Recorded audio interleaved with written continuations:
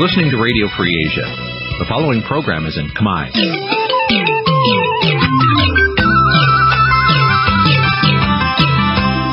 Nǐ chi càm bi tiệp xáy vệt chiu a zì sáy. Nǐ chi càm bi tiệp xáyរបស់វិទ្យុអាស៊ីសេរីជាភាសាខ្មែរវិទ្យុអាស៊ីសេរីសូមស្វាគមន៍លោកអ្នកនាងទាំងអស់ពីរដ្ឋធានី Washington នៃសហរដ្ឋអាមេរិកបាទពីរដ្ឋធានី Washington ខ្ញុំបាទទីនសាការីយ៉ាសូមជម្រាបសួរលោកអ្នកនាងអ្នកស្ដាប់ទាំងអស់ជាទីមេត្រី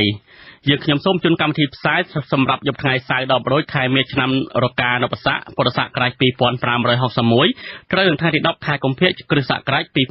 2018បាទជាដំបូងនេះសូមអញ្ជើញលោកនាងស្ដាប់ព័ត៌មានប្រចាំថ្ងៃដែលមានមេត្តាដូចតទៅ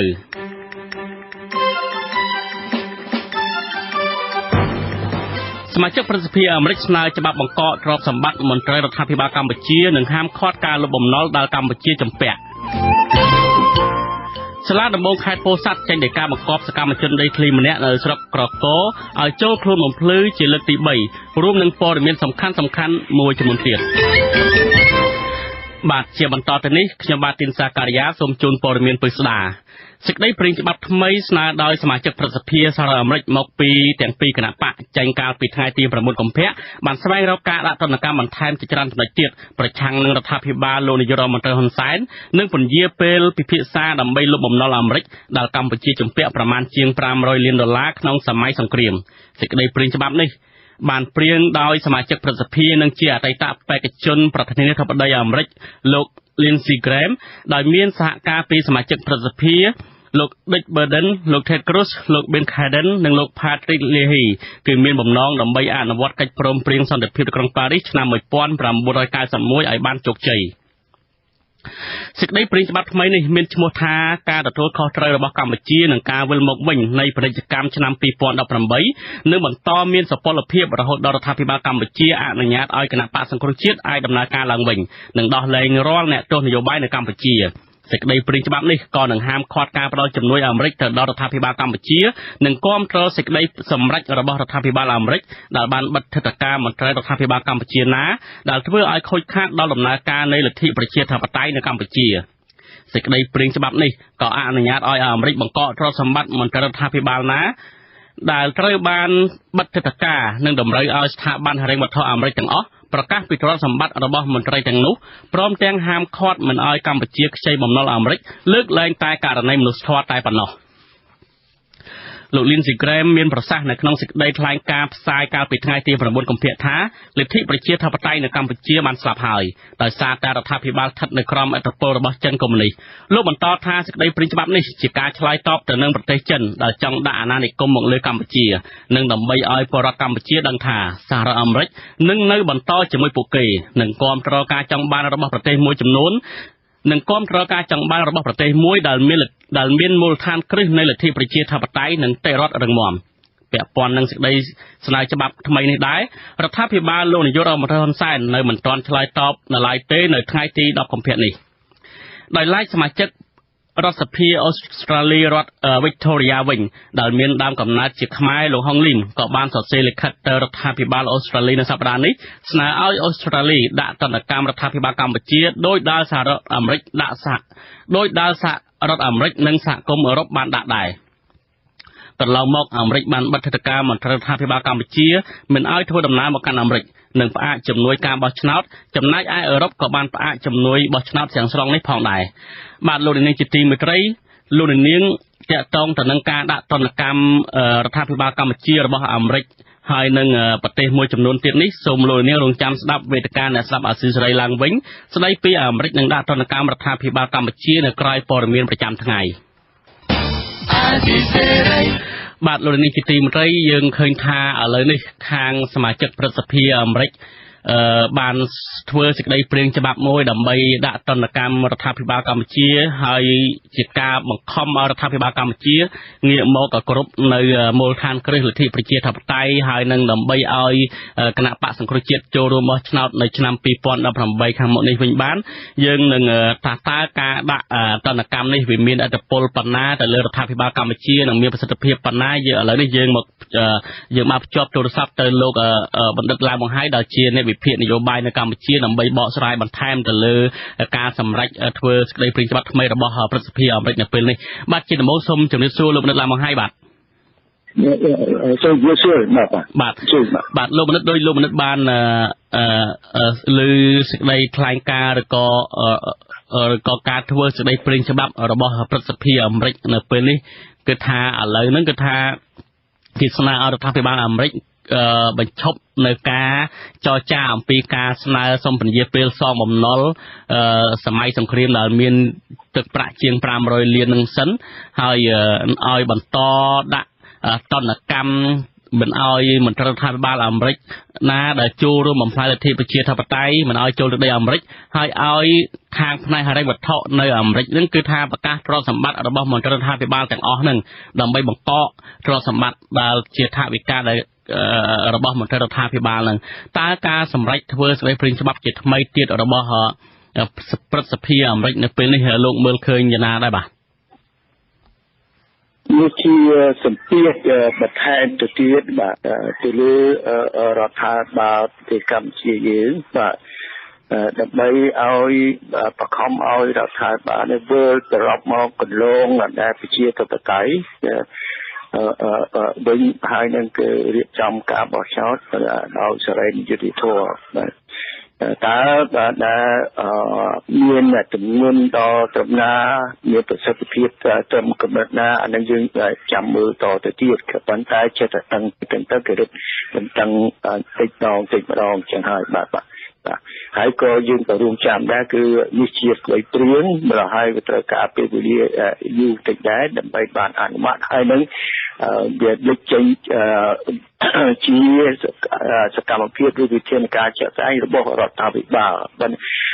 យើងក៏គួរតែចាប់អារម្មណ៍ដែរព្រោះមានពាក់ព័ន្ធនឹងរឿងលុយកាក់ណា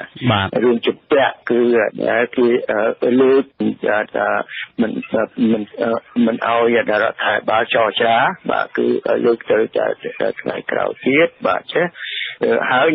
ដូចជាមានដែលនិយាយបន្តិចពីរឿងដែលរឿងជំនួយឬក៏រឿងលុយកាក់ដែលរដ្ឋាភិបាលអាចទៅដែលស្ថាប័នស្វែងវត្ថុអន្តរជាតិហ្នឹងបាទដែលមានអាមេរិកជាមានហ៊ុនដែលច្រើនទៅហ្នឹងគឺគេអាចដែលមិនឲ្យប្រទេសកម្ពុជាខ្ចីបាទអាហ្នឹងគឺអាចមានសម្ពាធថែមទៅទៀតហើយព្រោះអាមេរិកគឺមានហ៊ុន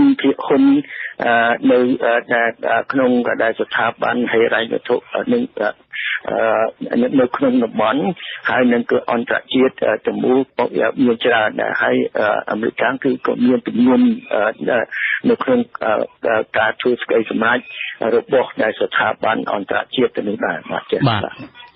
តើតើទៅនឹងហិរញ្ញវត្ថុយើងមើលឃើញថានៅក្នុងសេចក្តីព្រាងច្បាប់របស់សមាជិកព្រឹទ្ធសភានេះក៏បានលើកពីចំណុចសំខាន់ទី1មិនអនុញ្ញាតឲ្យខ្ចីលើកឡើងតែចំនួនមនុស្សធម៌ដល់ប្រជាជនកម្ពុជាទី2គឺថាឲ្យពិនិត្យមើលទ្រព្យសម្បត្តិរបស់មន្ត្រីរដ្ឋាភិបាលកម្ពុជាទាំងអស់ដែលនៅក្រៅប្រទេសហ្នឹង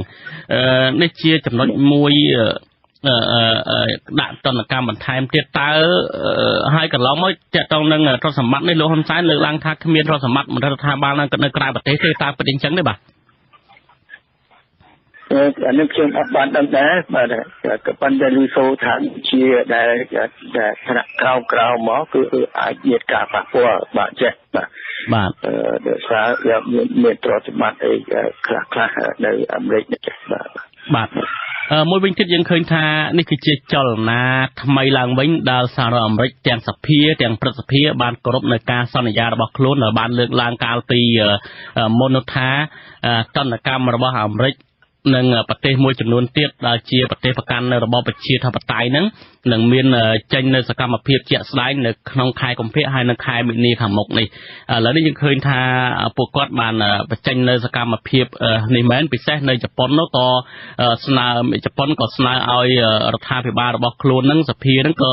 បង្កទៅនិយាយថាដាក់ទណ្ឌកម្មទៅលើរដ្ឋាភិបាលកម្ពុជានៅអូស្ត្រាលីក៏មានករណីបែបហ្នឹងដែរ ហើយនៅអឺរ៉ុបហ្នឹងគឺបាទខាងនយោ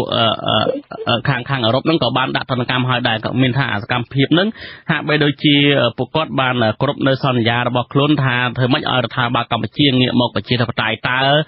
អត្តពលរបស់ប្រទេសទាំងអស់នេះវាមានប្រសិទ្ធភាពទេបាទខ្ញុំថានឹងអាចមានប្រសិទ្ធភាពក៏ប៉ុន្តែស៊ីសងក៏ថា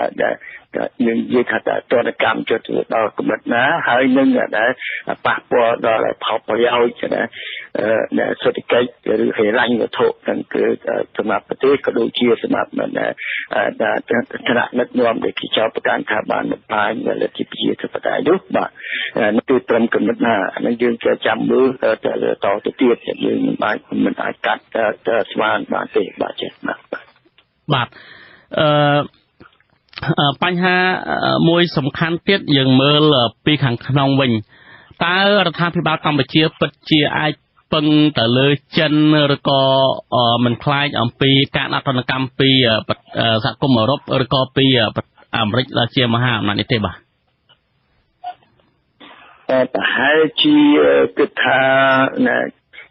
ហើយគិតអីគឺមានតែគេថ្លែងការនានាឲ្យថ្មីនេះក៏បញ្ជាក់ដែរថាខាងរដ្ឋាភិបាលលោកខាងលិចប្រទេសលោកខាងលិចនេះវាអត់បានជួយអីដល់ប្រទេសកម្ពុជាទេបាទចា៎បាទនេះហើយគឺសំខាន់គឺរឿងចិនគេបានជួយធ្វើនេះធ្វើនោះណាផ្សេងអីទៅចា៎ប៉ុន្តែនេះគឺមិនឆ្លុះបញ្ចាំងការពិតទេតាមពិតគឺគេជួយច្រើនអាមេរិកជួយច្រើនបាទជួយតែធំតែយើងអត់ឃើញទេជួយលើផ្នែកអីទៅបាទយើងណាបាទជួយលើផ្នែកអីទៅបាទជួយផ្នែកខាងតែបើកផ្សារឲ្យខ្មែរហ្នឹងគឺលក់ផលិតផលបាទដែលធ្វើនៅប្រទេសកម្ពុជាហ្នឹងគឺទៅលក់នៅអាមេរិកទៅលក់នៅសហគមន៍អឺរ៉ុបជាច្រើនគឺចំណូលដែលបានមកពីប្រទេសកម្មហ្នឹងគឺច្រើនពាន់លានណាហើយក៏ចិញ្ចឹមបើតាមគិតមើលទៅដូចថារាប់តែលានអ្នកណាបាទក្នុងប្រទេសកម្ពុជានេះដូចស្រុកទៅទាំងអ្នកដែលកម្មករទាំងអ្នកដែលថាបានទទួលផលប្រយោជន៍ពីចំណាយរបស់ដែលកម្មករហ្នឹងគឺដែលច្រើនគ្នាណាបាទចាអាហ្នឹងគឺតាមពិតគឺប្រទេសទាំងនោះគេដូចថាជួយជំរុញយើងឲ្យខំប្រឹងប្រែងធ្វើការឲ្យចេះរស់ខ្លួនឯងបាទចេះរស់ស៊ីចេះអីបាទដូចប្រទេសចិនអញ្ចឹងគឺឲ្យមកគឺតែហេដ្ឋារចនាសម្ព័ន្ធវាជួយហើយក៏ប៉ុន្តែវាបានផលនឹងគឺមិនបានដូចជាដែលជំនួយរួចពន្ធដារឬទៅធុថយខាងពន្ធដារសម្រាប់ផលិតផលខ្មែរនេះទេបាទចេះបាទនេះជំនួយវាបានទៅដល់យើងបាននិយាយថាពីទ័ពសង្គមនេះគឺបានអ្នកទ័ពក្រោមបាទចាបាទច្រើនបាទលោកចង់កាប់ប្រសាសន៍បន្តិចបើយើងមើលអំពីអាមេរិកជួយមួយផ្នែកហ្នឹងគឺថាជួយទៅលើការបណ្ដោះបណ្ដាលនៅពង្រឹងនៅលទ្ធិប្រជាធិបតេយ្យឲ្យកម្ពុជានឹងស្គាល់អំពីរបបប្រជាធិបតេយ្យដែលកម្ពុជាបានបញ្ចប់សង្គ្រាមស៊ីវិលឆ្នាំ91និងក្រោយមកមានការរៀបចំបោះឆ្នោតពី93មករហូតមកហ្នឹងគឺថាមើលឃើញថាអាមេរិកជួយទៅលើផ្នែកទាំងអស់ហើយនៅមនុស្សធម៌ជាច្រើនទៀតតើអាហ្នឹងវាមានបើគិតជាទំហំទឹកប្រាក់វិញវាច្រើនលើសលប់ប៉ុណ្ណាហើយវាមានតម្លៃប៉ុណ្ណាសម្រាប់កម្ពុជាបាទអញ្ចឹងក្រោយ10ឆ្នាំណាបាទហើយក៏តាមរយៈយន្តការនៃកិច្ចព្រមព្រៀងទីក្រុងប៉ារីសនោះគឺគណៈកម្មការដែលកសាងនឹងប្រទេសឡើងវិញនោះបាទហ្នឹងគឺខ្ញុំមានទំនាយវាចាស់ដែរហើយក៏ប៉ុន្តែ10ឆ្នាំក្រោយមកនោះគឺមួយឆ្នាំក៏ដែលជំនួយដែលស្រុកទាំងអស់មកគឺប្រទេសទាំងឡាយហ្នឹងហើយជាប្រទេសខាងលោកខាងលិចដែរណាបាទរួមទាំងជប៉ុនរួមទាំងប្រទេសអូស្ត្រាលីទៅអីហ្នឹងបាទគឺបានដែលជាមធ្យមហ្នឹងគឺ$500 លានណា រយៈពេល10ឆ្នាំដែលខ្ញុំមានទិន្នន័យនឹងគឺថាពីឆ្នាំ1993រហូតដល់2013ដែរបាទចាក្រោយមកក៏អាហ្នឹងគឺជាកសាងមូលដ្ឋាននឹងហើយគឺជាមកជួយឲ្យខ្មែរយើងឲ្យចេះគ្រប់គ្រងរដ្ឋបាទកុំឲ្យមានដែលទំនាស់ហើយនឹងក៏ដែរចាប់សម្រាប់គ្នាដូចមុនទៀតបាទគឺខាងប្រជាធិបតេយ្យខាងការគោរពសិទ្ធិមនុស្សខាងនីតិរដ្ឋនឹងដែរផងដែរបាទនីតិរដ្ឋនេះក៏ជួយទៅដល់ដែរមកធានាដែរអ្នកវិនិយោគទុនផលប្រយោជន៍គេហ្នឹងគឺថាប្រកាសថាច្បាប់យើងប្រទេសយើងមានច្បាប់ទម្លាប់ត្រឹមត្រូវការអនុវត្តច្បាប់ទៅគឺថាដែរមកជួយដល់ផលប្រយោជន៍អ្នកបរិសុទ្ធនៅប្រទេសកម្ពុជាយើងទ្រព្យសម្បត្តិគេហើយនឹងដែរក្រុមហ៊ុនគេនឹងដែរគេថាសេវាអីគេផ្សេងទៀតគឺថាមានការកក់ក្ដៅខ្លាំងមែនទែនតែគឺមិនពឹងផ្អែកទៅលើដែរបុគ្គលគឺពឹងផ្អែកទៅលើច្បាប់លើប្រព័ន្ធច្បាប់បាទដើម្បីធានាការពារផលប្រយោជន៍គេដែលនៅក្នុងប្រទេសកម្ពុជា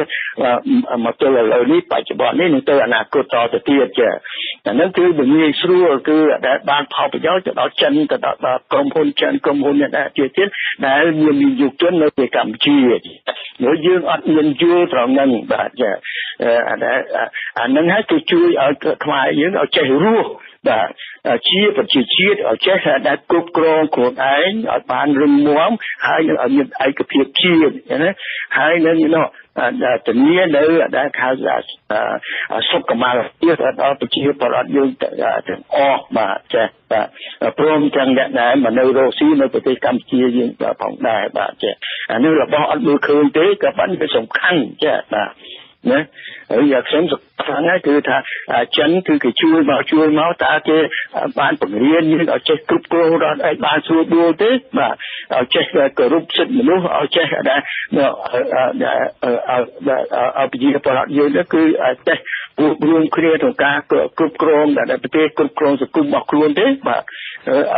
ជៀសវាងការច្បោកច្បល់ជៀសវាងសង្គ្រាមក្នុងស្រុកជៀសវាងការរំលោភសិទ្ធិហើយ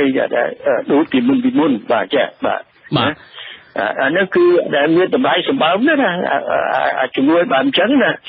បាទហើយមួយវិញទៀតជួយឲ្យយើងគេអត់ឲ្យត្រីទេគេជួយផ្ដោតសទូចហើយនឹងរបៀបដែលស្ទូត្រីនឹងមកបាទចេះយើងចេះស្ទូត្រីយើងចេះរកអានឹងហើយដែលធ្វើឲ្យដែលប្រជាជាតិយើងទៅថ្ងៃក្រោយវារឹងមាំគឺ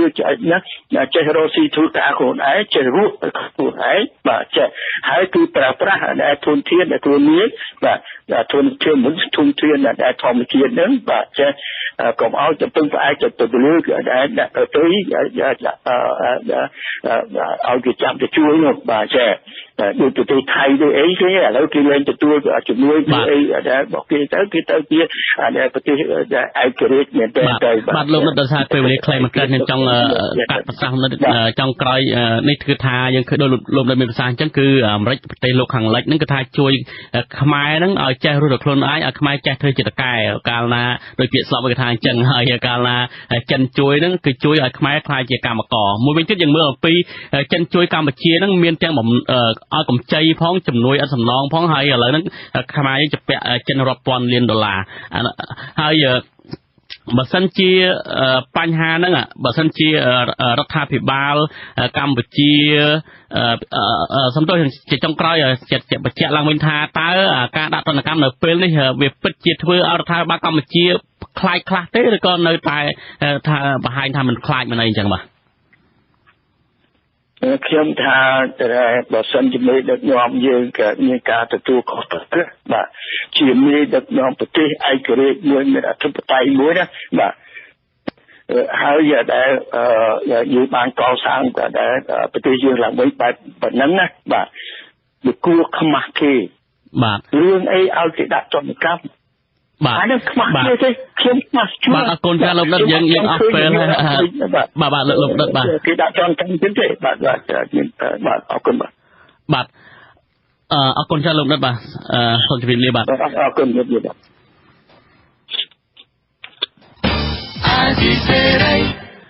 បាទលោកនាយកទីមេត្រីសាលាដំបងខេត្តពោធិ៍សាត់ចេញនៃការបង្គាប់សកម្មជនដីធ្លីម្នាក់នៅស្រុកកកឲ្យចូលខ្លួនឆ្លើយបំភ្លឺជាលើកទី3នៅថ្ងៃទី12ខែកុម្ភៈសកម្មជនដីធ្លីនឹងការពារធនធានធម្មជាតិនៅស្រុកកកលោកគុជវែងរស់នៅភូមិក្រឡាញ់ឃុំក្បាលត្រាយស្រុកកកខេត្តពោធិ៍សាត់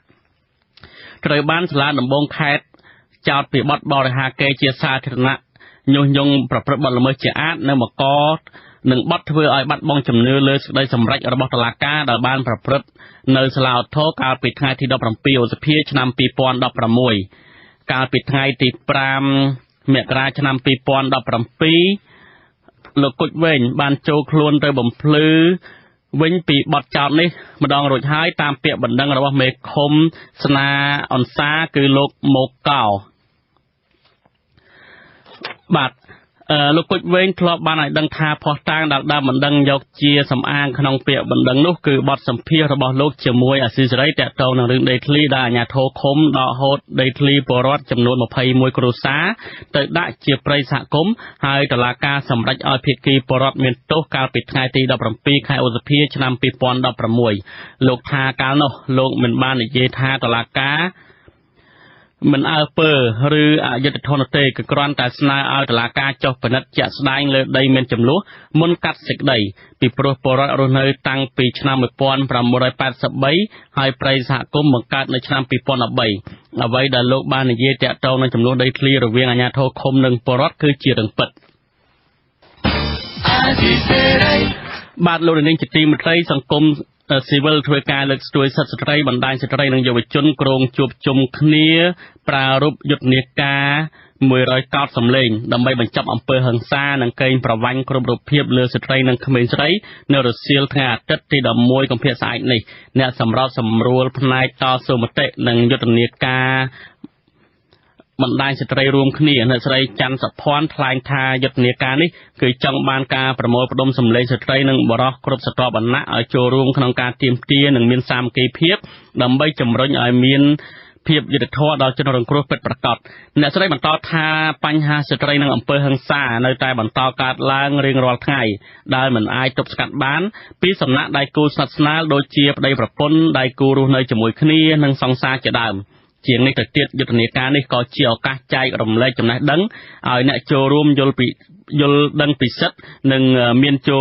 រួមគាំទ្រក្នុងការបញ្ចប់អំពើហិង្សាការរើសអើងនិងការកេងប្រវ័ញ្ចគ្រប់រូបភាពលើស្ត្រីនិងក្មេងស្រីយុទ្ធនាការ100កោតសម្លេងហៅជាភាសាអង់គ្លេសថា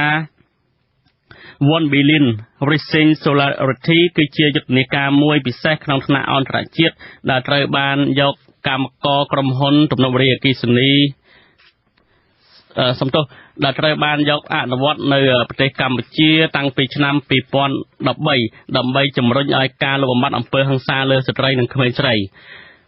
បាទលោកនាងត្រូវបានស្ដាប់ព័ត៌មានប្រចាំថ្ងៃរបស់វិទ្យុអាស៊ីសេរីដែលរៀបចំជូនដោយខ្ញុំបាទទីនសាការីយ៉ាសូមលោកនាងរងចាំស្ដាប់វេទិកាអ្នកស្ដាប់អាស៊ីសេរីនៅពេលបន្តិចទៀតនេះ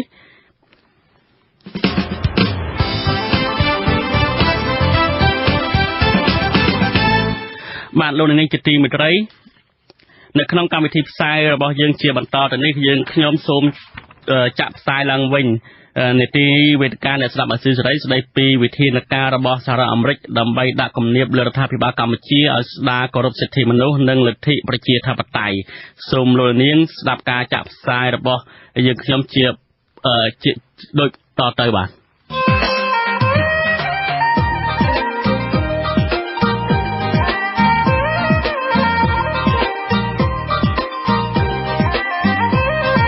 វេទិកាអ្នកស្ដាប់វិទ្យុអាស៊ីសេរី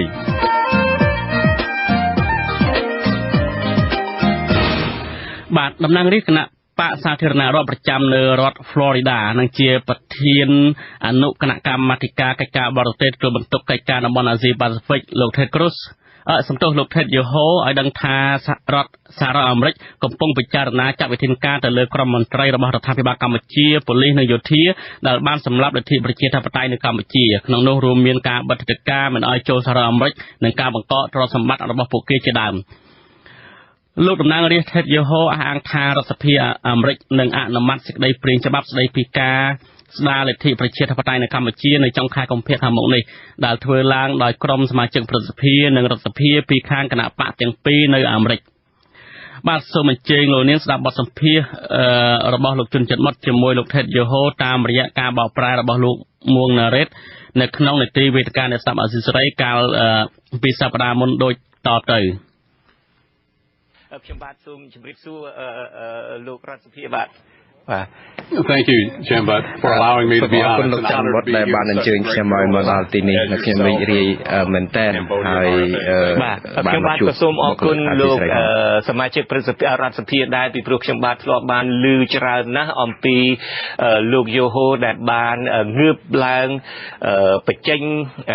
សំណូមពរសំណើនានាដើម្បីជួយស្ដារស្ថានភាពនៅប្រទេសកម្ពុជាបាទThank you, and I think this is such an important area. រឿងនេះគឺជារឿងសំខាន់ណាស់ព្រោះដោយសារតែប្រជាពលរដ្ឋកម្ពុជាកំពុងតែរងទុក្ខយើងទាំងអស់គ្នាត្រូវតែយកចិត្តទុកដាក់យើងទាំងអស់គ្នារស់នៅក្នុងពិភពលោកនេះសុទ្ធតែជឿជាក់ទៅលើរដ្ឋាភិបាលនិងដែលប្រកាន់លទ្ធិប្រជាធិបតេយ្យឥឡូវនេះដោយសារតែបញ្ហានេះកំពុងតែមាននៅក្នុងស្រុកខ្មែរយើងនឹងជជែកបន្ថែមរឿងនេះទៀតបាទមុននឹងយើងជជែកបន្ថែមទៀតខ្ញុំបាទចង់សួរសំណួរផ្ទាល់ខ្លួនមួយលោកកើតធំដឹងក្តីនៅសហរដ្ឋអាមេរិកនេះហើយកាន់ការងារនៅក្នុងប្រទេសដ៏ធំមួយដែលជាប្រទេសមហាអំណាចពិភពលោកមួយក៏ប៉ុន្តែស្រាប់តែលោកយកចិត្តទុកដាក់ណាស់នៅបញ្ហានៃប្រទេសកម្ពុជាអ្វីទៅដែលធ្វើឲ្យលោកងាកមកចាប់អារម្មណ៍ពីប្រជាពលរដ្ឋកម្ពុជាពីស្ថានភាពនៅប្រទេសកម្ពុជាWell, thank you for the question. សូមអរគុណសំណួរនេះល្អណាស់អ្វីដែលធ្វើឲ្យខ្ញុំចង់យកចិត្តទុកដាក់ប្រទេសកម្ពុជានោះដោយសារតែខ្ញុំកើតនៅស្រុកអាមេរិកភរិយារបស់ខ្ញុំកូនចៅរបស់ខ្ញុំក៏កើតនៅអាមេរិកហើយយើងធ្លាប់ហែលឆ្លងកាត់នៅបញ្ហាដូចថាកាលហ្នឹងប្រពន្ធរបស់ខ្ញុំនឹងយើងរៀបការគាត់តាំងពីអាយុ19ឆ្នាំពេលហ្នឹងគឺយើងធ្វើការជុំគ្នាដើម្បីធ្វើយ៉ាងម៉េចឲ្យសបិនរបស់អាមេរិកាំងដែលយើងទាំងអស់គ្នានាំគ្នាសបិនហ្នឹងខ្លាយទៅជាការពិតយើងចង់ឲ្យជីវិតរស់នៅរបស់យើងនឹងគឺមានភាពថ្លៃថ្នូរសុខដុមរមនាគ្រប់គ្នាហើយដល់ពេលយើងឃើញអ្វីដែលប្រែប្រួលនៅសហរដ្ឋអាមេរិកហ្នឹងគឺការដែលយើងជួយទៅគឺជីវិតរស់នៅមានភាពសុខសប្បាយល្អរីកចម្រើនអញ្ចឹងរដ្ឋាភិបាលរបស់យើងនឹងគឺយកចិត្តទុកដាក់ខ្លាំងទៅលើប្រជាពលរដ្ឋរដ្ឋាភិបាលបម្រើប្រជាពលរដ្ឋមិនមែនប្រជាពលរដ្ឋបម្រើរដ្ឋាភិបាលទេអញ្ចឹងបានថាយើងនាំគ្នាផ្ដល់អំណាចផ្ដល់ឥទ្ធិពលឲ្យប្រជាពលរដ្ឋនឹងមានអំណាចនៅក្នុងការសម្រេចអ្វីៗគ្រប់យ៉ាងមិនមែនរដ្ឋាភិបាលជាអ្នកដែលទៅគៀបសង្កត់ឬដាក់សម្ពាធទៅលើប្រជាពលរដ្ឋឲ្យធ្វើអ្វីតាមខ្លួននោះទេបាទការពិតលោកបានជ្រាបច្បាស់ណាស់អំពីស្ថានភាពនៅប្រទេសកម្ពុជារដ្ឋាភិបាលលោកនាយករដ្ឋមន្ត្រីហ៊ុនសែនពេលនេះជាពិសេសដំណាក់កាលចុងក្រោយនេះនៅចាប់ផ្ដើមពីក្រោយការបោះឆ្នោតឃុំសង្កាត់នៅប្រទេសកម្ពុជាដែលធ្វើឡើងនៅពីខែមិថុនារហូតមកដល់ពេលនេះនឹងគឺលោកនាយករដ្ឋមន្ត្រីហ៊ុនសែននឹងបានអ្នកណាក៏បានដឹងដែរបានរំលាយគោលការណ៍គ្រឹះជាសំខាន់នៃលទ្ធិប្រជាធិបតេយ្យនឹងចោលឲ្យមានការរំលាយគណៈបកប្រឆាំងមានការរំលាយចោលនៅស្ថាប័នប្រព័ន្ធផ្សព្វផ្សាយឯករាជ្យអង្គការមិនមែនរដ្ឋាភិបាលណាដែលជួយអប់រំសិទ្ធិមនុស្សជាដើមហើយងាកទៅចាប់ដៃជាមួយនឹងប្រទេសកុម្មុយនីសមួយចំនួនមានប្រទេសចិនមានរុស្ស៊ីអីជាដើមឬមួយអតីតប្រទេសកុម្មុយនីសអីជាដើមហើយលោកក៏ផ្ដួចផ្ដើមជាមួយនឹងសហការីលោកឲ្យមានការជជែកដេញដោលគ្នានៅឯ Congress នឹងជាដើមនៅកាលពី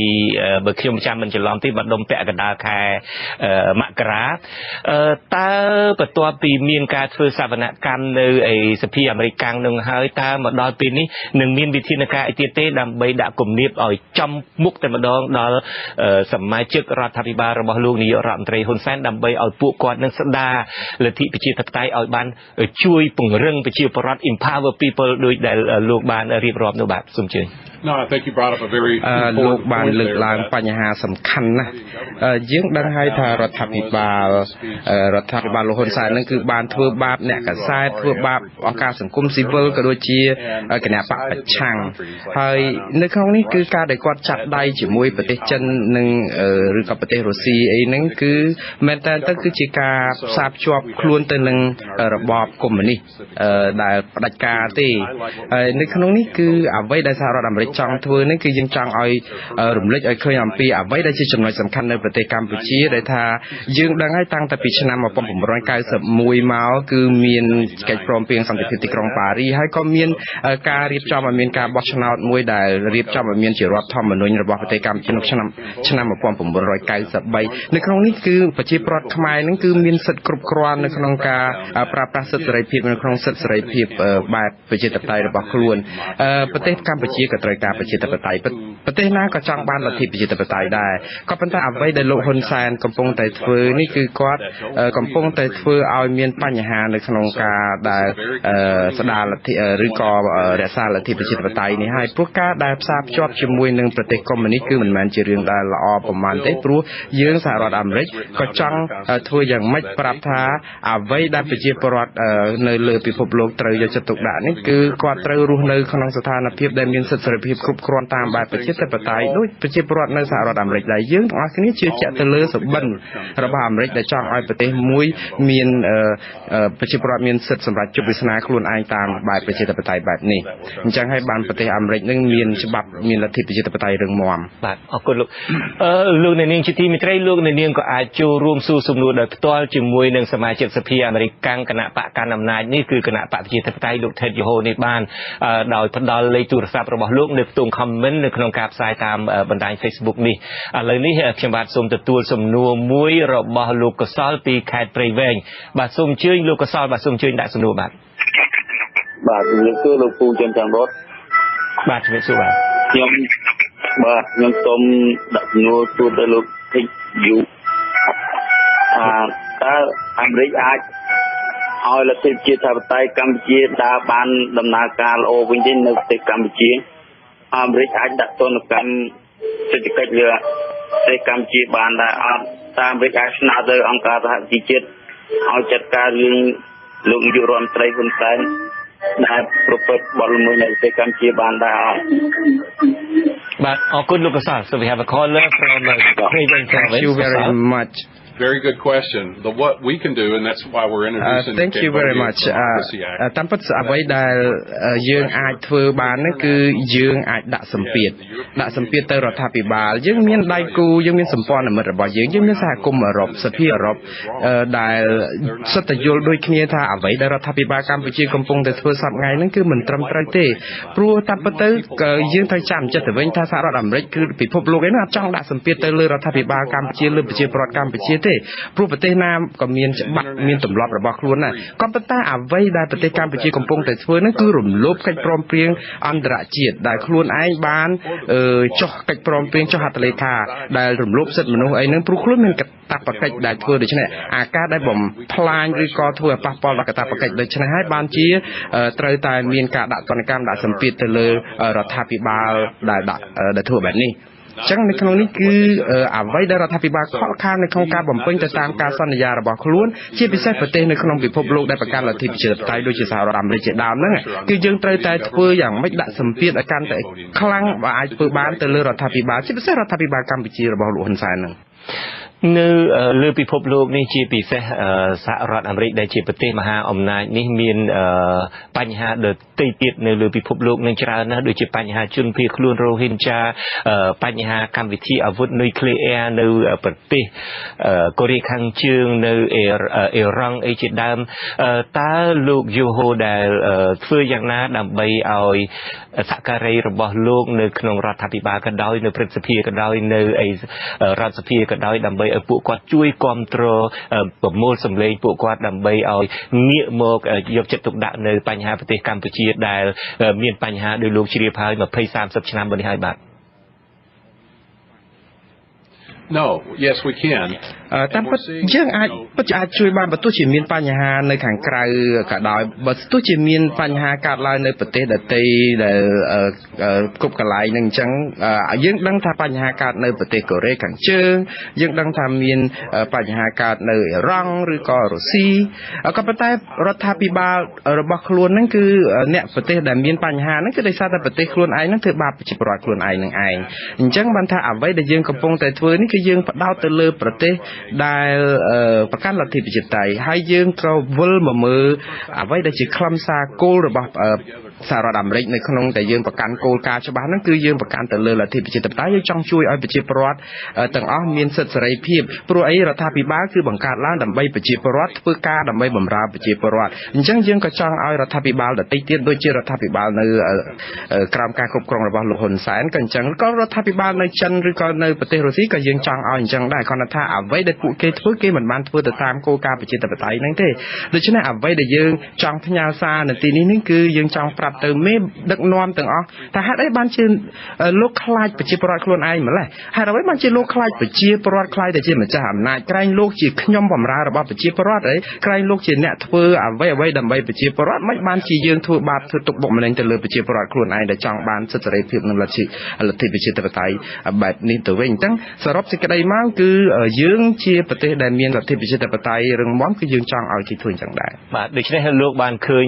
ភាពរួមគ្នាមួយរវាងស្ថានភាពនៅប្រទេសកម្ពុជានិងស្ថានភាពនៅប្រទេសឧទាហរណ៍កូរ៉េខាងជើងជាដើមដែលលោកសង្ឃឹមថានឹងជួយធ្វើឲ្យសហការីរបស់លោកធ្វើឲ្យជួររដ្ឋាភិបាលអាមេរិកនេះបានមើលឃើញអំពីស្ថានភាពកម្ពុជាSure. And if you go back to our hearing that បើសិនជាយើងមើលសវនាការដែលយើងធ្វើនៅក្នុងអនុគណៈកម្មការរបស់យើងឃើញទេមកបន្ទប់ហ្នឹងគឺមនុស្សចូលទៅពេញមិនមែនលេងសើចទេដោយសារតែពួកគាត់ចាប់អារម្មណ៍ខ្លាំងទាំងមន្ត្រីរដ្ឋាភិបាលទាំងតំណាងរាស្ត្ររបស់សហរដ្ឋអាមេរិកហ្នឹងគឺសុទ្ធតែយកចិត្តទុកដាក់ទៅលើបញ្ហាស្រុកខ្មែរយកចិត្តទុកដាក់ទៅលើអ្វីដែលលោកហ៊ុនសែនកំពុងតែប្រព្រឹត្តព្រោះបើទោះជាលោកហ៊ុនសែនកំពុងតែតាំងខ្លួនធ្វើពើថាខ្លួនគាត់នឹងមានលទ្ធិប្រជាធិបតេយ្យអីក៏ដោយក៏ប៉ុន្តែវាទៅអត់រួចមិនមែនជារឿងពិតទេតើប្រជាធិបតេយ្យឯណាកើតនៅពេលដែលយើងមករំលាយគណៈបកប្រឆាំងមួយដែលរឹងមាំនៅប្រទេសកម្ពុជាយើងដេញអង្គការសង្គមស៊ីវិលចាប់អ្នកសារព័ត៌មានដាក់ពន្ធនាគារនៅក្នុងនេះខ្ញុំជឿថាលោកហ៊ុនសែនមកដល់ម៉ោងនេះគឺយើងត្រូវតែគាត់ច្បាស់ជាបានដឹងខ្លួនហើយព្រោះគ្មាននរណាម្នាក់កាន់អំណាចបានមួយជីវិតទេព្រោះនៅពេលដែលយើងកំពុងតែធ្វើឲ្យអ្វីៗคล้ายទៅជាបុគ្គលផ្ដាច់ការមានអំណាចក្តាប់ក្តាប់តែម្នាក់ឯងហើយធ្វើបាបប្រជាពលរដ្ឋដាក់ប្រជាពលរដ្ឋធ្វើទៅជាខ្ញុំកាជះរបស់ខ្លួនឯងបែបនេះគឺមិនអាចឲ្យការដឹកនាំនឹងបានយូរទេបើយើងមើលនៅក្នុងសហរដ្ឋអាមេរិកជាគំរូគឺអ្នកដឹកនាំគឺយកប្រជាពលរដ្ឋជាធំឥឡូវនេះយើងមានអ្នកហៅចូលមកម្នាក់ពីប្រទេសវៀតណាមគឺលោកខុនបូរិនសូមអញ្ជើញលោកបូរិនបាទជំរាបសួរលោកជុនកាន់វត្តបាទខ្ញុំបានមានសំណួរចង់សួរថាពីដំណើរការដាក់សន្និកម្មហ្នឹងឬតាំងពីយូរយារណាស់មកហើយតាំងពីទៅតែរំលាយគណៈបកថ្មីរហូតមកដល់ចិត្តចាប់ដើមបោះឆ្នោតសភាធំទៀតហើយខ្ញុំចង់សួរថាតើអាមេរិកអាចដាក់សន្និកម្មបានមុនពេលបោះឆ្នោតគឺមួយក៏ក្នុងពេលបោះឆ្នោតសភាឬមួយក៏អាចគៀងគរដាក់នៅក្រោយពេលបោះឆ្នោតហើយសំណួរទី2នោះសួរថាបើសិនជានៅកម្ពុជានៅតែបន្តមានការបោះឆ្នោតដោយពុំមានគណៈបកប្រឆាំងតើអាមេរិកនឹងមានវិធានការណាទៀតបាទសូមអរគុណលោកបរិនបាទសូមជឿ Mr. Brin, thank you for the question. សូមអរគុណលោកបរិនដែលបានសួរអ្វីដែលសហរដ្ឋអាមេរិកអាចធ្វើបានមុននៅបោះឆ្នោតនៅស្រុកខ្មែរហ្នឹងគឺយើងអាចនាំបញ្ហាដែលមានកើតឡើងនៅស្រុកខ្មែរហ្នឹងឲ្យសហគមន៍អន្តរជាតិឬក៏សហរដ្ឋអាមេរិកហ្នឹងបានដឹងហើយមួយទៀតគឺយើងនិយាយអំពីបញ្ហា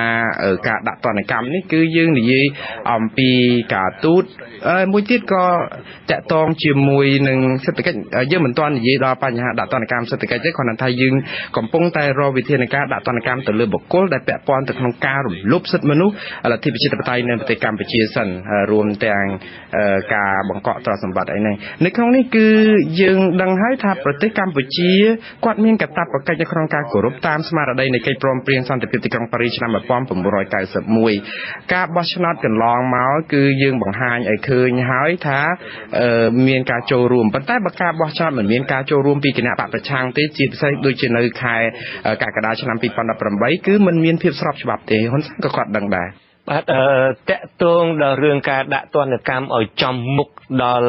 មន្ត្រីរដ្ឋាភិបាលរបស់លោកនាយករដ្ឋមន្ត្រីហ៊ុនសែននេះឮតំណែងពីដំបូងមកនឹងថានឹងដាក់ទោសទណ្ឌដល់ជនទាំងឡាយណាដែលសម្លាប់លទ្ធិប្រជាធិបតេយ្យនៅប្រទេសកម្ពុជាតើមកដល់ពេលនេះលោកបានទទួលបញ្ជីឈ្មោះជនទាំងឡាយណាដែលរំលាយឬមួយក៏សម្លាប់លទ្ធិប្រជាធិបតេយ្យនៅប្រទេសកម្ពុជានៅលោកបាទ Right, that's a great question. សំណួរនេះល្អមែនតើសំណួរនេះគឺយើងពាក់ព័ន្ធជាមួយនឹងសវនាការកាលពីថ្ងៃទី12ខែធ្នូឆ្នាំ2017យើងបានឲ្យអ្នកដែលចូលរួមនឹងរៀបចំជាបញ្ជីឈ្មោះនឹងយើងកំពុងតែប្រមូលបញ្ជីនឹងនៅឡើយនៅក្នុងនេះគឺនៅពេលដែលបញ្ជីនឹងរៀបចំសពគ្រប់ហើយគឺយើងនឹងដាក់ទណ្ឌកម្មបុគ្គលទាំងអស់នោះហើយទម្ងន់នៃការដាក់ទណ្ឌកម្មនឹងគឺមានសារៈសំខាន់ណាស់សំខាន់ដើម្បីឲ្យពួកគាត់រៀងចាឲ្យពួកគាត់ឈប់ធ្វើទុកបុកម្នេញទៅដល់សម្លេងប្រឆាំងដូច្នេះតទៅទៀតព្រោះដើម្បីឲ្យប្រជាធិបតេយ្យនឹងវាមានភាពរីកចម្រើនដើម្បីឲ្យប្រជាពលរដ្ឋនឹងមានសិទ្ធិសេរីភាពនិងឥទ្ធិពលអំណាចរបស់គាត់នៅក្នុងការសម្រេចចិត្តព្រោះនៅក្នុងនេះគឺមិនមែនធ្វើអីយើងសម្លឹងមើលតែក្បែរចុងច្រមុះទេយើងត្រូវមើលឲ្យហួសឆ្ងាយទៅ50-60ឆ្នាំទៅមុខទៀតដើម្បីឲ្យមានប្រជាធិបតេយ្យនៅកម្ពុជាបាទខ្ញុំចង់ឲ្យលោក Ted Juho រៀបរាប់បន្តិចលោកបាននិយាយថាលោកនឹងមានស្នើច្បាប់មួយឈ្មោះថាស្នើច្បាប់ដើម្បីស្ដារប្រជាធិបតេយ្យនៅប្រទេសកម្ពុជាតើក្នុងសេចក្តីស្នើច្បាប់ដែលលោកនឹងស្នើឡើងនោះមានខ្លឹមសារអីខ្លះដែរលោកអាចរៀបរាប់ត្រួសត្រាសខ្លះបានទេបាទYes, it's in the pipeline. ត្រូវយើងកំពុងតែពិចារណាច្បាប់នឹងហើយព្រោះនៅពេលដែលយើងជជែកនៅក្នុងគណៈកម្មការរបស់យើងនឹងគឺយើងនឹងរៀបចំដឹងថាយើងធ្វើតាមអ្វីដែលជាសេចក្តីសម្រេចរបស់លោក John McCain ដែលបានសម្រេចនៅឯព្រឹទ្ធសភារួចហើយដូច្នេះសេចក្តីសម្រេចនៅព្រឹទ្ធសភានឹងគឺវាមានភាពវាមានការយល់ស្របគ្នាពីគណៈបកទាំងពីរដូច្នេះហើយបានជាយើងយកផ្អែកទៅលើចំណុចដែលជាសេចក្តីសម្រេចរបស់សមាជិកព្រឹទ្ធសភាឬក៏ព្រឹទ្ធសភានឹងមកឲ្យសភាអនុម័តចេញជាច្បាប់មួយព្រោះយើងចង់ឲ្យវាមានលទ្ធិប្រជាធិបតេយ្យពិតប្រាកដនៅប្រទេសកម្ពុជាយើងមិនចង់ឲ្យប្រទេសកម្ពុជាក្លាយជាប្រទេសដែលមានតែបកមួយមានឯកបកកាត់ដឹកនាំតែលោកហ៊ុនសែនម្នាក់ឯងចឹងទេយើងចង់ឲ្យវាមានភាពចូលរួមពីគណៈបកនយោបាយផ្សេងទាំងទូចទាំងធំទាំងប្រឆាំងទាំងគ្រប់គ្រងអីអញ្ចឹងនៅក្នុងនេះគឺខ្ញុំគិតថាច្បាប់នេះគឺនឹងចេញខ្ញុំកំពុងតែគិតថាប្រទេសកម្ពុជាក៏នឹងទទួលបានផលពីការអនុម័តនៃច្បាប់នេះផងដែរព្រោះយើងដឹងហើយថាប្រជាពលរដ្ឋកម្ពុជានឹងគឺរងទុក្ខវេទនាច្រើនណាស់នៅក្នុងរបបខ្មែរក្រហមហើយយើងមិនចង់ឲ្យឃើញប្រទេសកម្ពុជាវិលទៅរកការធ្វើបាបទៅទុកបុកម្នេញប្រជាពលរដ្ឋដូចសម័យគ្មានសិទ្ធិសេរីភាពដូចសម័យប៉ុលពតនោះតទៅទៀតនោះទេអញ្ចឹងហើយបានជាគេរៀបចំឲ្យមានការបោះឆ្នោតអញ្ចឹងហើយបានសហគមន៍អន្តរជាតិជួយឲ្យមានការបោះឆ្នោតឥឡូវនេះអ្វីស្រាប់តែមកចេញជារញ៉េរញ៉ៃអញ្ចឹងទៀតយើងមិនពេញចិត្តទេយើងមិនចង់ឲ្យប្រជាពលរដ្ឋនឹងរិះគន់រដ្ឋាភិបាលដែលធ្វើមិនបានផលដែលបម្រើផលប្រយោជន៍ប្រជាពលរដ្ឋដូច្នេះទេព្រោះបើយើងមើលនៅសហរដ្ឋអាមេរិកវិញគេមិនអាចធ្វើអញ្ចឹងបានទេបាទខ្ញុំចង់បញ្ជាក់ជាមួយនឹងលោក Ted Juho បន្តិចស្តៀងនឹងសំណួររបស់អ្នកហៅចូលមកមុននឹងបន្តិចដែរត្រង់ថាការបោះឆ្នោតនៅប្រទេសកម្ពុជានឹងមាន2នៅថ្ងៃខាងមុខនេះគឺនៅចុងខែនេះនឹងមានការបោះឆ្នោតជ្រើសរើសព្រឹទ្ធសភាហើយអ្នកដែលបោះឆ្នោតនឹងគឺជាសមាជិកក្រុមប្រឹក្សាគុំសង្កាត់ដែលជាប់ឆ្នោតប្រកាសណាស់សមាជិកក្រុមប្រឹក្សាគុំសង្កាត់របស់គណៈបកសង្គ្រោះជាតិរលាយបាត់ទៅហើយដូច្នេះលទ្ធផលនៃការបោះឆ្នោតនឹងប្រហែលជាដូចជាយើងរំពឹងទុកដែរហើយនៅប្រហែលខែ5ខែបន្ទាប់មកទៀតមិនដល់5ខែបន្ទាប់មកទៀតនឹងមានការបោះឆ្នោតសកលដើម្បីជ្រើសរើសសមាជិកសភាថ្មីដើម្បីបង្កើតរដ្ឋាភិបាលថ្មីអីជាដើមលោកអ្នកសួរមុននឹងបន្តិចហ្នឹងថាតើកិច្ចខិតខំប្រឹងប្រែងរបស់លោកដែលមានដាក់ច្បាប់នានាដែលនឹងទាមទារឲ្យមានបញ្ជីឈ្មោះអ្នកដែលបំផ្លាញលទ្ធិប្រជាធិបតេយ្យដើម្បីធ្វើទណ្ឌកម្មឲ្យចំពួកគាត់តែម្ដងដើម្បីជៀសវាងកុំឲ្យប៉ះពាល់ដល់ប្រជាពលរដ្ឋកម្ពុជានឹងតើលោកអាចមានសង្ឃឹមថានឹងអាចដាក់ទោសទណ្ឌដល់បុគ្គលទាំងឡាយណាមន្ត្រីទាំងឡាយណានឹងដើម្បីឲ្យគាត់ងាកមកកែសម្រួលស្ថានភាពនៅប្រទេសកម្ពុជាឲ្យមានគណៈបកប្រឆាំងចូលរួមការបោះឆ្នោតនៅខែកក្កដាខាងមុខនេះលោកមានសង្ឃឹមប៉ុណ្ណាដែរតើលបឿននៃការធ្វើការរបស់ក្រមលោករាល់ថ្ងៃនឹងអាចធ្វើទៅទាន់ទេដើម្បីផ្ដល់សេចក្តីសង្ឃឹមដល់ប្រជាពលរដ្ឋខ្មែរI don't think it's too late ខ្ញុំគិតថាទាន់មិនយឺតពេកទេព្រោះអីខ្ញុំមែនតើខ្ញុំមានសុតិធិនិយមណាព្រោះអ្វីដែលយើងកំពុងតែឃើញនេះគឺគោលដៅរបស់យើងនឹងគឺយើងនឹងចាប់ផ្ដើមធ្វើយ៉ាងម៉េចឲ្យមានការបោះឆ្នោតមួយសេរីត្រឹមត្រូវនិងយុត្តិធម៌និងមានការចូលរួមពីគ្រប់ភាគីព្រោះដូចយើងលេងបាល់ទាត់អញ្ចឹងវាអត់អាចទៅនរណាទាត់តែមួយក្រុមហើយយកឈ្នះជោគជ័យកើតទេព្រោះយើងត្រូវការឲ្យវាមានគូប្រកួតមកមានកម្លាំងស្មើគ្នាបានវាមើលទៅវាល្អមើលហើយ អ្នកដែលសម្រេចហ្នឹងគឺជុកឲ្យប្រជាពលរដ្ឋលោកអ្នកសម្រេចប្រជាពលរដ្ឋកម្ពុជាមានសិទ្ធិសម្រេចថាតើគណៈបកនយោបាយណាមេដឹកនាំណាដែលពួកគាត់ត្រូវតែបោះឆ្នោតជ្រើសរើសដើម្បីឲ្យដឹកនាំប្រទេសដឹកនាំពួកគាត់ដូច្នេះអ្វីដែលយើងត្រូវធ្វើនេះគឺយើងធ្វើយ៉ាងម៉េចឲ្យលើកកម្ពស់និងអំណាចរបស់ប្រជាពលរដ្ឋឲ្យខ្លាំងនៅក្នុងការសម្រេចចិត្តអញ្ចឹងនៅក្នុងនេះគឺយើងត្រូវតែធ្វើយ៉ាងម៉េចធ្វើឲ្យយន្តការដែលដាក់ទោសទណ្ឌទៅដល់មន្ត្រីណាដែលធ្វើបាបប្រជាពលរដ្ឋដែលមិនឲ្យគាត់សម្រេចចិត្តដូច្នេះបានហ្នឹងមានចូលជាធរមាននិងមានប្រសិទ្ធភាពអញ្ចឹងនៅក្នុងការបោះឆ្នោតខាងមុខនេះគឺអ្វីដែលគណៈកម្មការយើងកំពុងតែធ្វើហ្នឹងគឺយើងកំពុងតែធ្វើឲ្យចេញឲ្យក្នុងខែនេះនឹងចេញហើយបាទឥឡូវនេះយើងមានអ្នកហៅចូលមកម្នាក់ពីខេត្តកំពតលោកភក្តីសូមអញ្ជើញលោកភក្តីបាទ Sure បាទជំរាបសួរបាទសូមអញ្ជើញភក្តីបាទភក្តីគឺបាទបងជំរាបសួរអ្នកសម្រាប់សំណួរទាំងអស់បងខ្ញុំមានសំណួរមួយចង់សួរថាចុះនៅក្នុងពេលបោះឆ្នោតខាងមុខតើសម្ព័ន្ធមិត្តរបស់អាមេរិកអាចនឹងគៀងគរឬដាក់គំនាបយ៉ាងណាដើម្បីឲ្យគណៈបកសង្គ្រោះជាតិហ្នឹងបានមកចូលបោះឆ្នោតវិញក៏ប៉ុន្តែបើដាក់ទៅលោកហ៊ុនសែនគាត់អត់ស្ដាប់គាត់អត់ស្វែងខ្វល់ជាមួយតើលទ្ធផលបោះឆ្នោតខាងមុខតើសម្ព័ន្ធមិត្តអាមេរិកអាចនឹងទទួលយកបានដែរទេHello បាទអរគុណលោកភក្តីបាទ Good question អរគុណសំណួរក៏ល្អដែរអ្វីដែលយើងធ្វើគឺយើងចាំតែពេលវេលាទេខ្ញុំសង្ឃឹមថាមានប្រសិទ្ធភាពហ្នឹងគឺបានន័យថាបើគ្មានគណៈបកប្រឆាំងទេគណៈបកការបោះឆ្នោតមួយគឺចាត់ទុកថាជាបៃលុកបៃឡទៅហើយអញ្ចឹងវាគ្មានប្រយោជន៍ទេគ្មានប្រទេសណាមួយនៅលើពិភពលោកដែលប្រកាន់លទ្ធិប្រជាធិបតេយ្យគ្រប់គ្រងការបោះឆ្នោតបែបហ្នឹងទេដូច្នេះបើសិនជាមន្ត្រីដែលប្រឡុកប្រឡាក់នៅក្នុងការធ្វើបាបឬក៏ឲ្យមានការបោះឆ្នោតបែបបៃលុកបៃឡអញ្ចឹងគឺនឹងរងការដាក់ទណ្ឌកម្មមន្ត្រីទាំងអស់នោះមិនពេញចិត្តទេពួកគាត់ទៅណាមកណាអីពិបាកមិនអាចធ្វើដំណើរបានដោយសារតែគេរាំងខ្ទប់ទិដ្ឋាការអីអញ្ចឹងដូច្នេះយើងសង្ឃឹមថាអ្វីដែលជាសាររបស់យើងគឺទណ្ឌកម្មនេះគឺនឹងមានលឺដល់លោកហ៊ុនសែនហើយគាត់នឹងឈប់ធ្វើដូច្នេះទៀតអានេះហើយដែលយើងសង្ឃឹមថាសេចក្តីសម្រេចរបស់យើងនឹងធ្វើឲ្យទាន់មុនបោះឆ្នោតបាទលោកថិតយហូប្រហែលជាជ្រាបហើយនៅពេលដែលលោកនាយករដ្ឋមន្ត្រីហ៊ុនសែនមើលឃើញថាលោកអាចចាញ់នៅពេលដែលមានការគម្រាមកំហែងច្រើនឧទាហរណ៍ការដែលលោកនាយករដ្ឋមន្ត្រីហ៊ុនសែនចាប់ផ្ដើមដាក់គំនាបទៅលើគណៈបកប្រឆាំងទៅលើប្រព័ន្ធផ្សព្វផ្សាយអីជាដើមនេះគឺនៅក្រោយពេលដែលឃើញថាការបោះឆ្នោតនៅលទ្ធផលការបោះឆ្នោតនៅខែមិថុនានេះប្រជាពលរដ្ឋនៅតែបោះឆ្នោតបន្ថែមការជឿទុកចិត្តទៅលើគណៈបកប្រឆាំងហើយថ្មីនេះទៀតលោកមិនមែនខ្លាចតែគណៈបកប្រឆាំងទេថ្មីនេះនៅក្នុងមហាសន្និបាតវិសាមញ្ញរបស់គណៈបកប្រជាជនកម្ពុជាលោកបានបន្ថែមចំនួនសមាជិកគណៈកម្មាធិការមជ្ឈិមបកនឹងយ៉ាងច្រើនដែលភាគច្រើនអ្នកដែលថ្មីទាំងនោះសុទ្ធតែជាកូនចៅរបស់លោកនាយករដ្ឋមន្ត្រីហ៊ុនសែនផ្ទាល់សុទ្ធតែជាដៃជើងកូនជើង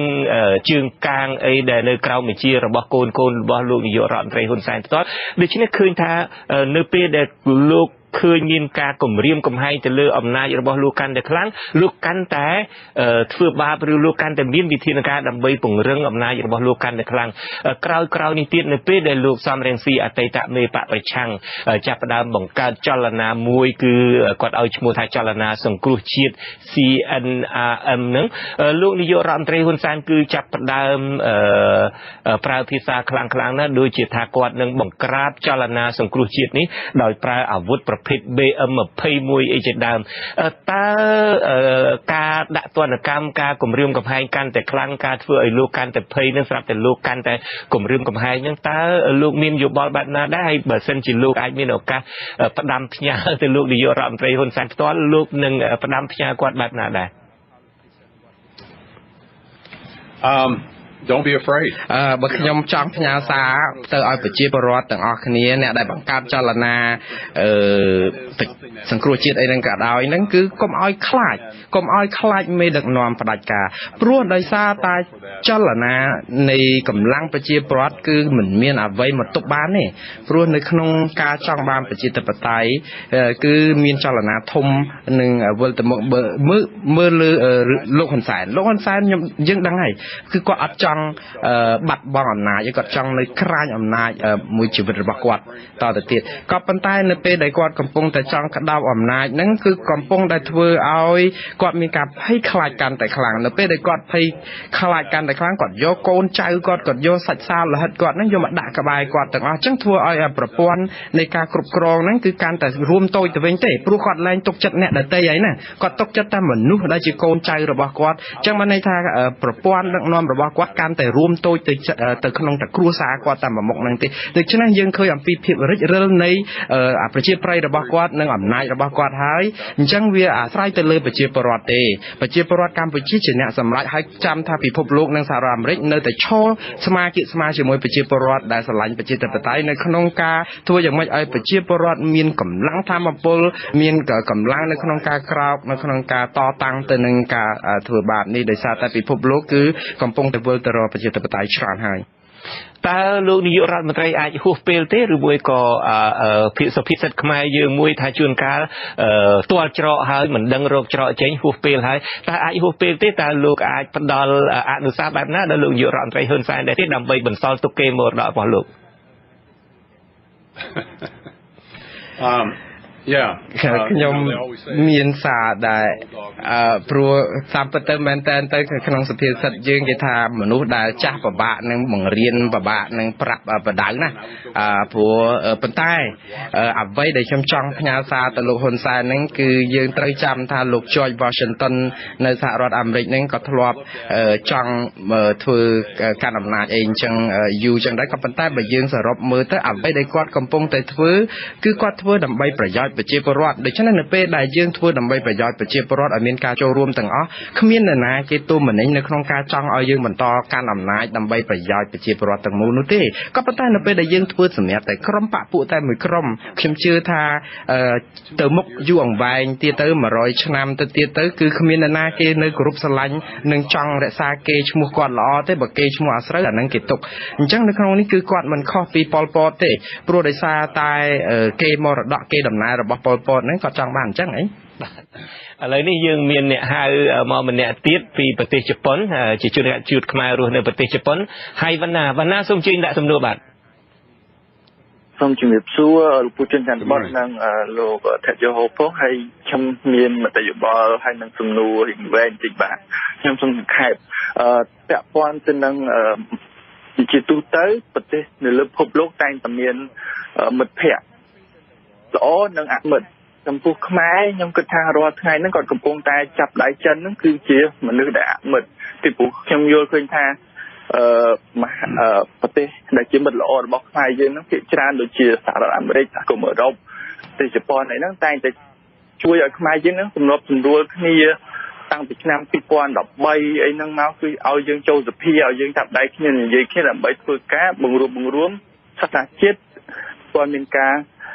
អភិវឌ្ឍប្រទេសជាតិយើងឲ្យមានការជឿនឿទៅមុខអីចឹងទៅអញ្ចឹងហើយបានធ្វើឲ្យមានការយឺតយ៉ាវរហូតមកដល់ពេលសប្តាហ៍ថ្ងៃហ្នឹងអញ្ចឹងគឺខ្ញុំមានក្តីបារម្ភយ៉ាងខ្លាំងបើសិនជាសហរដ្ឋអាមេរិកគាត់អាចធ្វើឲ្យស្ថានភាពនយោបាយថយក្រោយគណៈបក្សសង្គ្រោះជាតិអាចវិលត្រឡប់ទៅចូលរួមធ្វើការបោះឆ្នោតវិញបានក្តីគឺខ្ញុំភ័យរហូតថាលោកហ៊ុនសែនគាត់មានវិធីសាស្ត្រក្នុងការកំទេចហ្នឹងមានច្រើនណាស់អញ្ចឹងគាត់កំទេចជាង20ឆ្នាំហើយគាត់នៅអាចបន្តកំទេចបានអញ្ចឹងក្នុងលើកក្រោយនេះឆ្នាំ2018ហ្នឹងបើសិនបើគណៈបក្សសង្គ្រោះជាតិចូលទៅបោះឆ្នោតហើយមានការគ្រប់គ្រងក៏គ្រឹះក្រែងទទួលបានលទ្ធផលជាច្រើនសន្ធឹកសន្ធាប់ប៉ុន្តែគាត់មកប្លន់យកអាលទ្ធផលឆ្នោតហ្នឹងគឺខ្ញុំមានការបារម្ភយ៉ាងខ្លាំងចំពោះរឿងហ្នឹងហើយពាក់ព័ន្ធទៅនឹងរឿងមួយទៀតគឺក្រោយឆ្នាំ2013ហ្នឹងគឺមានការធ្វើមហាបាតុកម្មអហិង្សាប៉ុន្តែជាអកុសលលោកនាយករដ្ឋមន្ត្រីហ៊ុនសែនហ្នឹងមិនដឹងជាទាហានខ្មែរឬក៏ទាហានវៀតណាមដែលគាត់បើកដៃឲ្យមកចូលសម្លាប់ខ្មែរស្លាប់អស់ជាងជិត10នាក់ហ្នឹងខ្ញុំមិនដឹងថាមូលហេតុអីទេបាទហើយគាត់បានចោទរឿងហ្នឹងថាគណៈបព្វប្រឆាំងជាអ្នកធ្វើខ្ញុំចង់ទៅនិយាយប្រាប់ហ៊ុនសែនថាបើមិនជាគាត់ចិត្តសឿងឲ្យ FBI ឬក៏ CIA ហ្នឹងទៅពិនិត្យមើលថាតើមិនណាសង្ខេបផងមិនណាឲ្យចាក់រំដាក់សំណួរតែម្ដងបាទ បាទហើយអញ្ចឹង you bring up a very good point លោកវណ្ណាលោកលើកចំណុចល្អណាស់ចំណុចមួយទៀតកុំភ្លេចថាលោកហ៊ុនសែនមិនមែនធ្វើអ្វីតែខ្លួនឯងទេដោយសារតែគាត់មានអ្នកនៅពីក្រោយខ្នងក្នុងរឿងនេះសូម្បីតែប្រទេសចិនហ្នឹងកំពុងតែជួយគាត់អាងចិនខ្លាំងដូចនៅរឿងករណីចិននៅភូមាអញ្ចឹងភូមាក៏អញ្ចឹងដែរទាហានរបបសឹកគេហ្នឹងគឺថារំលោភច្បាប់សពសារពើអីហ្នឹងដោយសារអាងចិនក៏ប៉ុន្តែទៅអត់បានយូរទេដោយសារតែប្រទេសមួយដែលគ្មាន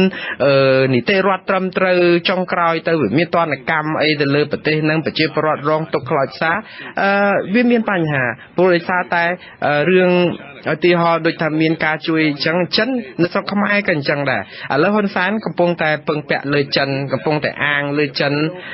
ប៉ុន្តែតើអាងយូរបានប៉ុណ្ណាយើងមើលនៅក្នុងនេះគឺយើងមានច្បាប់អន្តរជាតិមួយដែលគេបង្កើតឡើងហ្នឹងគឺត្រូវតែប្រទេសហ្នឹងទទួលគោរពតាមព្រោះហេតុអីបានជាប្រទេសកម្ពុជាចុះហត្ថលេខាទៅលើច្បាប់អន្តរជាតិសន្ធិសញ្ញាអន្តរជាតិដើម្បីគ្រប់គ្រងឲ្យមានសិទ្ធិមនុស្សប្រជាធិបតេយ្យហេតុអីបានជាយើងត្រូវបំភ្លេចអាហ្នឹងចោលហើយទៅគៀកស្មារជាមួយនឹងប្រទេសកុម្មុយនីសដែលមិនអនុវត្តតាមគោលការណ៍ប្រជាធិបតេយ្យនិងសិទ្ធិមនុស្សហ្នឹងអានេះយើងអាចសួរសំណួរនេះទៅថាតើមេដឹកនាំហ្នឹងមានគុណភាពយ៉ាងដូចម្ដេចប៉ុន្តែថាឥឡូវនៅបើសិនជាយើងមើលចិននៅពេលដែលគេជួយគេរកតែប្រយោជន៍គេទេដូចរឿងនៅប្រទេសដទៃអញ្ចឹងនៅពេលដែលចិនទៅជួយហ្នឹងយកតែមនុស្សចិនទៅធ្វើការបើកហាងបើកអីអញ្ចឹងតែបុគ្គលិកចិនទាំងអស់ហ្នឹងសុទ្ធតែលុយទាំងអស់ហ្នឹងវិលទៅណាទៅចិនតែមានបានជួយដល់ប្រយោជន៍ប្រទេសម្ចាស់ខ្លួនឯណាដូចតែស្រុកខ្មែរអញ្ចឹងតិចទៀតទៅនៅពេលដែលចិនចូលច្រើនទៅអ្នកដែលបានទទួលប្រយោជន៍នេះគឺចិនទេមិនមែនប្រជាពលរដ្ឋខ្មែរទេអញ្ចឹងទេអ្នកដឹកនាំត្រូវយល់អំពីផលវិបាកនេះលោកហ៊ុនសែនក៏ត្រូវតែដឹងខ្លួនឯងថាប្រជាពលរដ្ឋកម្ពុជាត្រូវតែមានសិទ្ធិនៅក្នុងការតតាំងជាមួយគាត់ដែលសម្លេងបពប្រឆាំងនេះគឺជាការកញ្ចក់ឆ្លោះសម្រាប់ឲ្យគាត់ដឹងខ្លួនហើយបាទលោកថិតយហូកម្មវិធីរបស់លោកជំអៀតនេះខ្ញុំដឹងថាប្រហែលនាទីទៀតលោកនឹងមានកិច្ចប្រជុំមួយហើយខ្ញុំបាទនឹងមិនចំណាយពេលជាមួយលោកច្រើនទៀតទេតែតាមពិតខ្ញុំចង់បានបទសម្ភាសន៍នឹងវែងឆ្ងាយតទៅទៀតណាស់ក៏ប៉ុន្តែខ្ញុំបខំចិត្តថាបញ្ចប់ត្រឹមនេះក៏ប៉ុន្តែមុននឹងបញ្ចប់តើលោកថិតយហូមានពាក្យអីផ្ដាំផ្ញើដល់ប្រជាពលរដ្ឋខ្មែរដែលនៅក្នុងប្រទេសកម្ពុជាហើយនៅនឹងប្រទេសដទៃទៀតលើពិភពលោកនេះដែរទេបាទសូមជួយWe have a saying in our country មានសុភាសិតមួយនៅទីនេះខ្ញុំជាអ្នកកាន់សាសនាគ្រិស្តនៅក្នុងនេះគឺបានន័យថាអ្វីដែលយើងត្រូវធ្វើយើងកុំព្រួយបារម្ភនៅក្នុងការបន្តចិញ្ចឹមចិត្តធ្វើឲ្យមានសេចក្តីសង្ឃឹមតទៅទៀតនៅក្នុងនេះដោយប្រទេសអាមេរិកអញ្ចឹងយើងតស៊ូរាប់រយឆ្នាំណាស់ជាង200ឆ្នាំហើយណោះទម្រាំបានប្រជាធិបតេយ្យដូចថ្ងៃនេះដូច្នេះបើសិនជាអាមេរិកធ្វើកើតកម្ពុជាក៏អាចធ្វើកើតជឿទៅលើប្រទេសរបស់យើងជឿទៅលើរដ្ឋធម្មនុញ្ញរបស់យើងជឿទៅលើការខិតខំប្រឹងប្រែងនិងការតស៊ូរបស់យើងនឹងបានជោគជ័យដូចប្រទេសអូស្ត្រាលីដូចប្រទេសជប៉ុនដូចសហគមន៍អឺរ៉ុបអីសុទ្ធតែគេនៅពួតដៃចាំតែជួយប្រទេសខ្មែរតាប្រជាពលរដ្ឋខ្មែរមិនអាចកោតទេដូច្នេះយើងត្រូវតែបន្តការតស៊ូសហរដ្ឋអាមេរិកមានប្រធានាធិបតីក៏មើលការយកចិត្តទុកដាក់ប្រទេសដទៃដូចជាប្រទេសកម្ពុជាតកតងនឹងលទ្ធិប្រជាធិបតេយ្យដែរដូច្នេះបន្តតស៊ូតទៅទៀតបើចិញ្ចឹមសេចក្តីសង្ឃឹមនឹងតទៅទៀតដើម្បីលទ្ធិប្រជាធិបតេយ្យហើយប្រទេសលើពិភពលោកនៅតែជួយមើលយកចិត្តទុកដាក់ប្រទេសកម្ពុជាមិនចោលទេហើយយើងសង្ឃឹមថាការដែលបោះឆ្នោតខាងមុខនេះនឹងមានការប្រព្រឹត្តទៅបានល្អខ្ញុំមិនជឿថាការបោះឆ្នោតមួយដូចការទាត់បាល់ដែលមានតែមួយក្រុមអត់មួយក្រុមទៀតទេបាទសូមអរគុណក៏សូមអរគុណលោកយូហូដែលបានមកផ្ដល់បទសម្ភាសន៍នេះហើយតែងតែប្រឹងប្រែងដើម្បីជួយស្ដារស្ថានភាពនៃប្រទេសកម្ពុជាដើម្បីឲ្យប្រជាពលរដ្ឋកម្ពុជាអាចរស់បាននៅក្នុងសុខសន្តិភាពហើយនឹងតាមលទ្ធិប្រជាធិបតេយ្យបាទខ្ញុំសូមអរគុណសូមជម្រាបលាទៅត្រឹមនេះបាទលោកនាងទើបបានស្ដាប់បទសម្ភាសន៍របស់លោកជុនចិនមុតនិងលោកថេតយេហូតំណាងរាជគណៈបកសាធារណរដ្ឋប្រចាំរដ្ឋ Florida កាលពីថ្ងៃទី6កុម្ភៈជំវិញវិធានការបន្ថែមរបស់អាមេរិកក្នុងការដាក់ទណ្ឌកម្មរដ្ឋាភិបាលកម្ពុជាដើម្បីទាមទារឲ្យរដ្ឋាភិបាលកម្ពុជាគោរពសិទ្ធិមនុស្សនិងឈប់ធ្វើទុកបុកម្នេញលើគណៈបកប្រឆាំង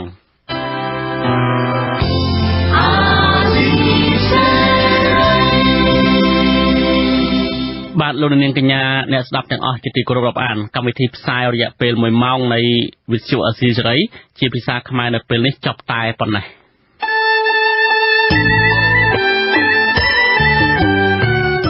យើងខ្ញុំសូមជូនពរដល់លោកអ្នកនាងព្រមទាំងក្រុមគ្រួសារទាំងអស់ឲ្យជួបប្រកបតែនឹងសេចក្តីសុខចម្រើនរុងរឿងកុំបីឃ្លានទៀតឡើយ